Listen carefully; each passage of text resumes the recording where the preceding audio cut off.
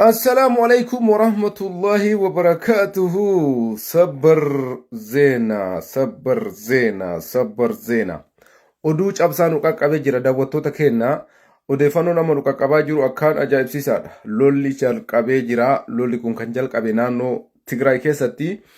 Akkaan odeeffannoon ba'aa jirutti garee adda bilisa baasaa Tigraay ofiin jedhu ergama Eertiraa irraatti kenname, ergama Masrii irraatti kenname hojiitti hiikuudhaan filannoo Itoophiyaa fashaleessuuf akkasuma jeequmsa biyya keessa kaasuuf uummata Tigraay lammaffaa deebisanii aarsaa kafalchiisuudhaaf gareen adda bilisa baasaa Tigraay ofiin jedhu ifaan ifatti waraana jalqabee jira.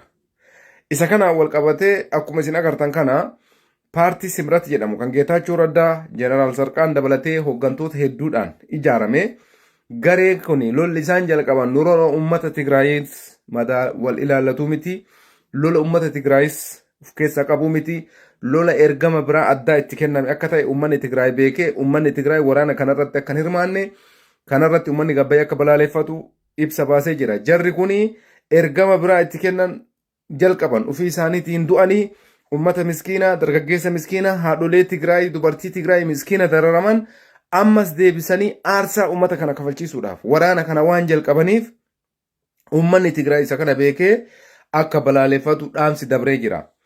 Isa kanaan wal qabatee balaliinsi xayyaara gara Maqaleetti godhamu guutumaan guututti addaan citee jira. Akkuma isin agartan kana ibidda ofii keetii qabsiifte deebi'eesi gubaa jechuudha. Gareen Dabratsiyoon fa'aati akka har'a lola jalqaban kanaa miti. Wayitii jeettiin gubbaa kanarra akkas goggodhu namni aarsaa kafalu eenyu akka ta'e namni kamuu ni beekaa jechuudha. Kanaaf lolli kun uummata Tigraay isin argatu. Kun har'a irraa kaasee uummanni Tigraay bu'aa argatu addaan citee jira jechuudha. Balaliinsi xayyaaraa gara Tigraay godhamu guutumatti addaan citee jira. Jala buunee isin biraan geenna.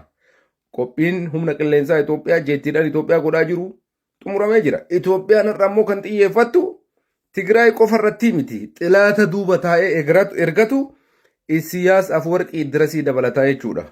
Maatii keenya ta'uun irraanfatina nagatti.